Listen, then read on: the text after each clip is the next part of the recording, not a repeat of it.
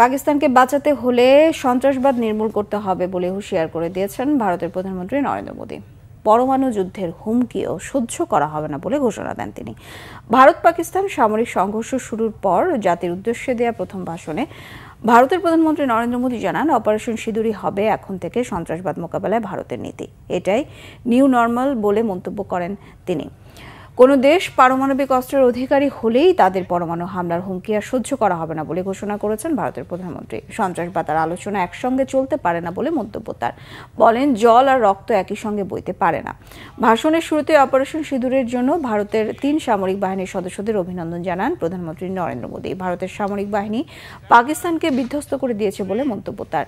ভারতের প্রধানমন্ত্রী দাবি করেন, অপারেশন সিঁদুরের মাধ্যমে মাসুদ আজহার সহ শতাধিক সন্ত্রাসীকে হত্যা করেছে ভারতীয় বাহিনী।